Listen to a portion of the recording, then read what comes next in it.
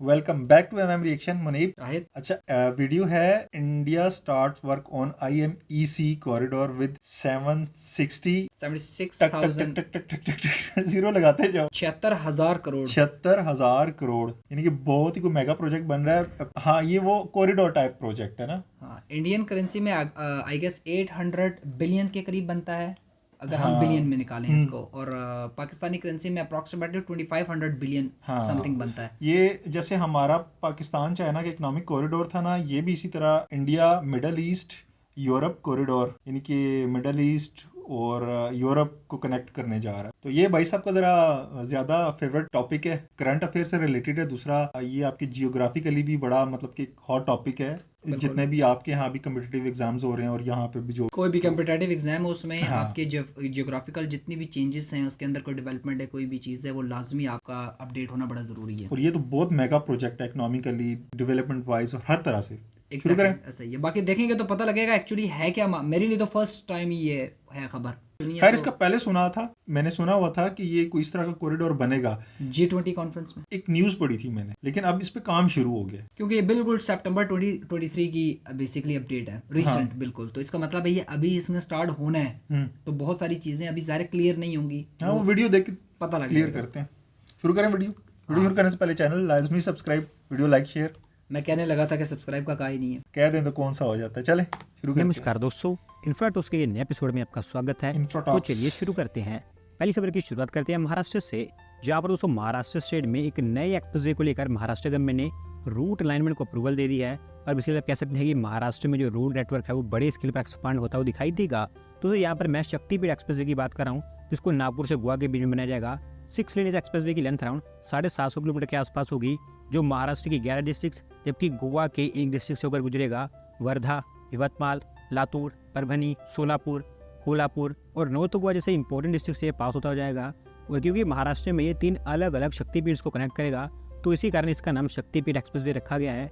83,600 करोड़ रुपये इसका बड़ा खर्च इसके ऊपर आएगा, और ये देश का one of the costliest expressway होगा। और अगर ये बन जाता है तो आप कह सकते हैं कि महाराष्ट्र के लिए ये गेम चेंजर साबित होगा, क्योंकि महाराष्ट्र में नागपुर से गोवा के बीच में डिस्टेंस जो भी 1160 किलोमीटर के आसपास है, वो कम होकर 750 किलोमीटर का हो जाएगा। और इसी कारण नागपुर से गोवा के बीच में भी ट्रैवलिंग टाइम 18 घंटे से कम होकर 7 से 8 घंटे तक का रह जाएगा।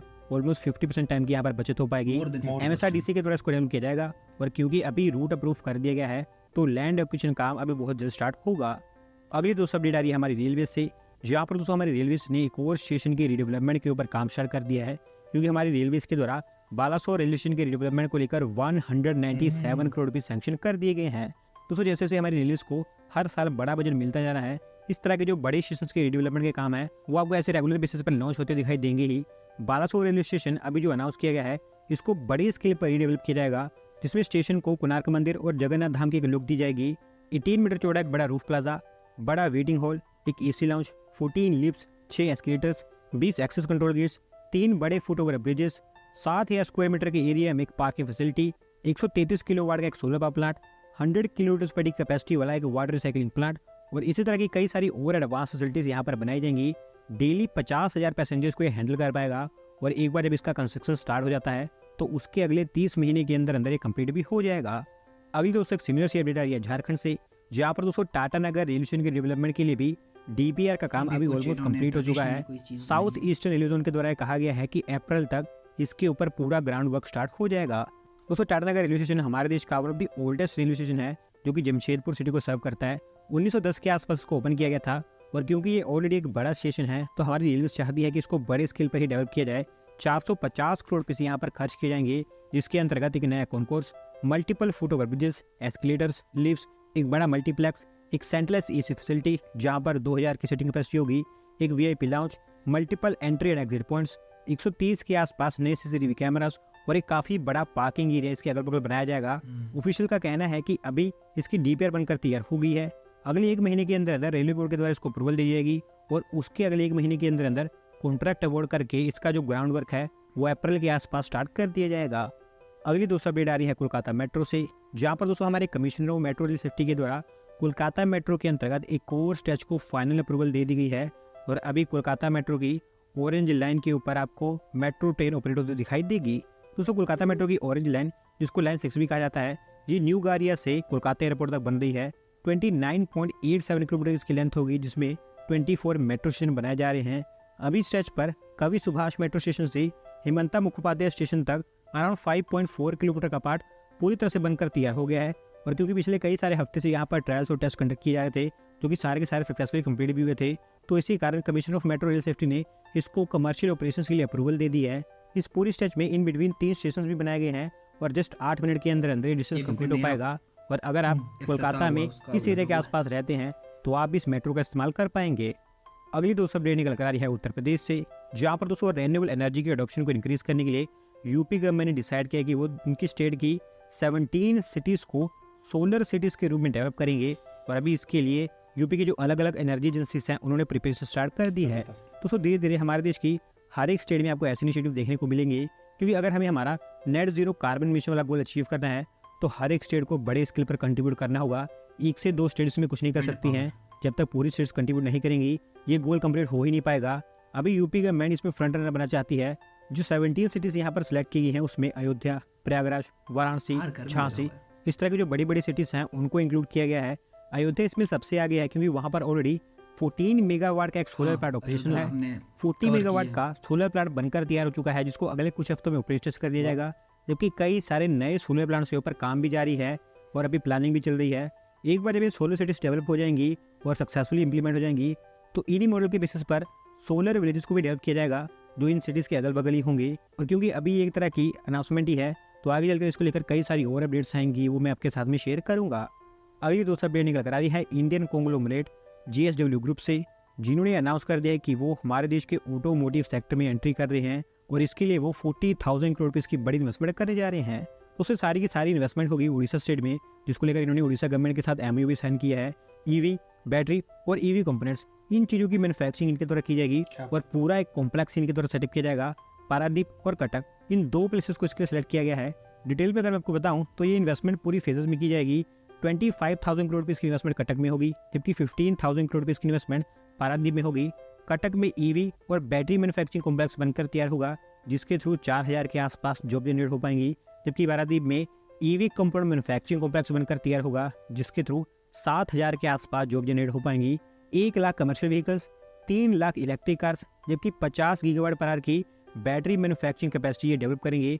और मोस्टली इसी साल के अंदर अंदर इनको क्लियरेंस मिल जाएगी और 2 से 3 साल के अंदर अंदर इनके कॉम्प्लेक्स का कुछ हिस्सा बनकर तैयार हो जाएगा। बढ़ेंगे दोस्तों अगले अपडेट की तरफ, जो निकल कर आ रही है पंजाब के लुधियाना से, जहाँ पर दोस्तों लुधियाना एलिवेटेड कॉरिडोर की जो फाइनल स्टेज थी, अभी उसको हमारी national highway authority of India ने ओपन कर दिया है। और फाइनली काफ़ी लंबे समय के डिले के बाद, इनफैक्ट 4 से 5 सालों के डिले के बाद लोग इसका इस्तेमाल कर पाएंगे।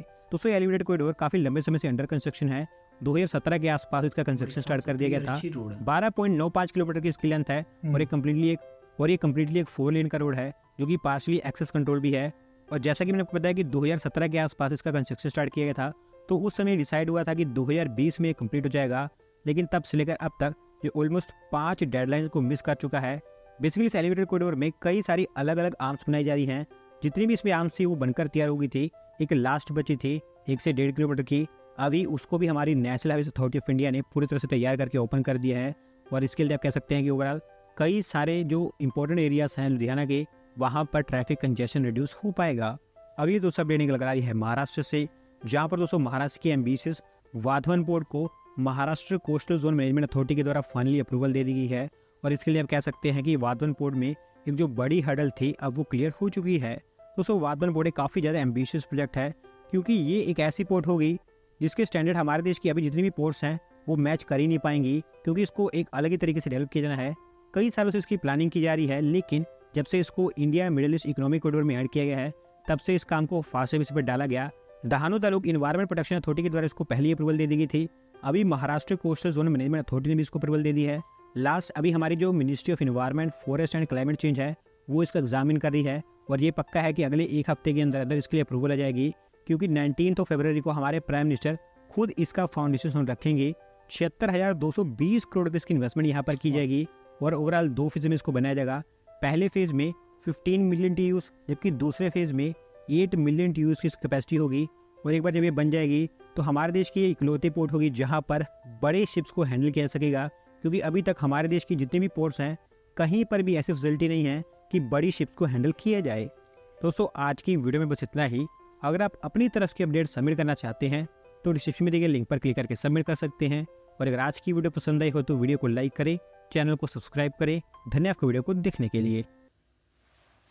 अच्छा, वीडियो का जो टाइटल था वो इंडिया स्टार्ट वर्क्स ऑन जो भी वो कॉरिडोर बन रहा है middle east Europe India middle east Europe economic corridor, इसके बारे में नहीं कोई बात हुई कि काम शुरू हुआ है नहीं हुआ। हाँ, मुझे ऐसा लग रहा है ये जो इंटरनल सारा इनकी डेवलपमेंट हो रही है महाराष्ट्र से लेके, जो भी उन्होंने बताया हर सेक्टर में, एनर्जी सेक्टर में डेवलपमेंट हो रही है, सोलर को लेके पोर्ट बन रही है, इसके अलावा जो रोड बन रही है, इंफ्रास्ट्रक्चर बन रहा है, हाँ जो भी बन रहा है, मेरे ख्याल से वो इसका पार्ट है, मुझे लग रहा है ऐसे। हाँ, जो पाकिस्तान का जो कॉरिडोर है चाइना के साथ ना, तो उसमें पाकिस्तान में और भी काफ़ी मतलब उसकी सेक्टर में डेवलपमेंट जो है वो इसका हिस्सा है, जैसे एनर्जी सेक्टर हो गया और मतलब आईटी सेक्टर हो गया, सारी चीज़ें, रोड नेटवर्क्स वगैरह, तो ये भी खैर इसी का ही होगा हिस्सा, क्योंकि ये ना इन्होंने बताया ना हमें पता है। वैसे तो जो इंटरनल इंफ्रास्ट्रक्चर डेवलपमेंट है जिसके अंदर रेलवेज को लेके, सड़कों को लेके, ब्रिजेस को लेके और जितने कम्युनिकेशन के वेज हैं, ऑल्दो अगर जो कॉरिडोर स्टार्ट नहीं भी होता तो भी इंटरनल एक्सचेंज ऑफ कम्युनिकेशन के लिए फ़ायदेमंद है। लेकिन जब आप कॉरिडोर से कनेक्ट करते हैं तो ऑब्वियसली आपने कॉरिडोर से मुल्क का एक सिरा तो कनेक्ट नहीं करना, आपने इस चेन को पूरे अपने मुल्क के अंदर फैलाना ताकि उस कॉरिडोर का फ़ायदा पूरे मुल्क को हो सके, यानी कि उसका पार्ट हो सकता है। कहने की ये बात कर रहे हैं कि अगर ये महाराष्ट्र से स्टार्ट हो रहा है तो महाराष्ट्र आने तक पूरे मुल्क की एक्सेस इजी होगी, उसके लिए है। बट मैं एक्सपेक्ट ये कर रहा था, क्योंकि वीडियो मैंने भी नहीं देखी, फर्स्ट टाइम देख रहा था, मैं एक्सपेक्ट ये कर रहा था कि इस कॉरिडोर से रेलिवेंट जो कि एक्सटर्नल कॉरिडोर लिंक्ड है, यानी कि मुंबई से महाराष्ट्र से इसने कनेक्ट होना था सबसे पहले यूएई, फिर सऊदी अरेबिया के थ्रू इसने जाना था जॉर्डन, इजराइल, और इजराइल के बाद इसने सीधा ग्रीस कनेक्ट करना था, और which is the gate to Europe. मुझे लग रहा था कि ये उस बारे इन्फॉर्मेशन होगी, सारी टनल बन रही है या क्या बन रहा है उसके बारे में कुछ जीरो इन्फॉर्मेशन है उसको मुझे लगा था ये जो 76,000 करोड़ रुपीस जो इन्होंने मेंशन किया हुआ है, ये शायद उस कॉरिडोर की अमाउंट मेंशन की हुई है, या क्योंकि इंटरनेट पर तो वो उसकी प्राइसेस जो कॉस्ट है वो बेसिकली फ्लक्चुएट कर रही हैं। कुछ जगहों पे मेंशन है कि 3 से 8 बिलियन डॉलर का प्रोजेक्ट है, जो कि मुझे लगता है बहुत कम पैसे हैं ये। कुछ वेबसाइट्स, ज़्यादातर वेबसाइट 20 बिलियन डॉलर तक इसको एस्टिमेट दे रहे हैं। तो मैं एक्सपेक्ट कर रहा था कि ये इन्फॉर्मेशन हमें मिलेगी सारी, लेकिन ये इंटरनल इंफ्रास्ट्रक्चर डेवलपमेंट के हवाले से थी वीडियो। एनी हाउ वो भी एक बड़ी अच्छी इनिशिएटिव है। हाँ, इन्होंने काफ़ी सारी चीज़ें बताई हैं जो कि हम सेपरेटली उसको कवर करेंगे। बहुत डिटेल थी उसमें और बहुत ज़्यादा कैलकुलेशंस थी, ज़ाहिर है सारे का सारा जहन में नहीं रहता, बट समझ में आ रहा था कि ओवरऑल बहुत तेज़ी से चीज़ों को डेवलप। बाइक को कोई टैग कर दे कि इन्होंने इन्फॉर्मेशन ज़्यादा देनी थी और थोड़े टाइम में देनी थी, इसलिए बहुत तेज़ बोल रहे थे, स्पीड बहुत ज़्यादा स्पीड थी, तो उसमें से एक चीज़ पे फोकस होता था, दूसरी निकल जाती थी। बाकी जो इन्होंने बताए हैं, मतलब कि जो डेवलपमेंट्स इनको इन्होंने बताई हैं वो हम सेपरेटली भी देखेंगे। इसमें ये फ़ायदा हो गया हमारा इस वीडियो से कि जो इन्होंने काफ़ी सारी बीच में टॉपिक्स बताए, कुछ चीज़ें हम कवर कर भी चुके हैं। अब अयोध्या का जो सोलर पैनल का प्रोजेक्ट बताया वो हमने बहुत डिटेल के अंदर कवर किया है। उसी अयोध्या शहर के अंदर एयरपोर्ट का बनना, एक बहुत बड़े मंदिर का, हिस्टोरिकल और बड़ा आइडियलाइज किस्म का एक मंदिर बनना, फिर उसमें रेलवे स्टेशन का बनना, फिर उसके बाद उस पूरे एरिया को मुख्तलिफ सोर्सेज के जरिए, बसेस के जरिए, ट्रेन के जरिए, एरोप्लेन के जरिए कवर करना, प्लस उस एंटायर सिटी को सोलर सिटी बनाना। ये हम बहुत डिटेल के अंदर इसको कवर कर चुके हैं। और जो भी आपका महाराष्ट्र से रिलेटेड, उसमें भी ये पोर्ट जो थी ये हमने नहीं देखी हुई थी। ये पोर्ट को भी हम सेपरेटली देखेंगे कि ये पोर्ट क्या है, इसके क्या फ़ायदे हैं और क्या मतलब कि नई चीज़ है इसमें। लेकिन सबसे पहले IMEC को कवर करना है, एक्सटर्नल जो इसकी कोई नई वीडियो देखते हैं जो इससे रिलेटेड कंप्लीट इन्फॉर्मेशन हो, क्योंकि मेरा बड़ा इंटरेस्ट है इसमें कि किस तरह से कनेक्ट करेंगे, क्या प्लान है। क्योंकि हमने एक चीज़ ये सुनी है कि UAE से लेकर इंडिया तक इसको टनल के जरिए से कर रहे हैं, जो कि बहुत ही एक बहुत मैसिव किस्म का प्रोजेक्ट है। खैर वो एक है ना इनका प्रोजेक्ट, इसमें है ना महाराष्ट्र में ही है ना, जो एक ब्रिजेस के जरिए और टनल्स के जरिए से उसके अंदर से इन्होंने टनल गुजारी है, उन्होंने उसको किया है कनेक्ट। बट ये आप एक नेशन से दूसरे नेशन की तरफ जा रहे हैं, बहुत मैसिव प्रोजेक्ट है। बाकी इसमें काफ़ी अच्छी इन्फॉर्मेशन भी मिली, तो जो इन्फॉर्मेशन मिली वो उसको भी हम कवर करने की कोशिश करेंगे।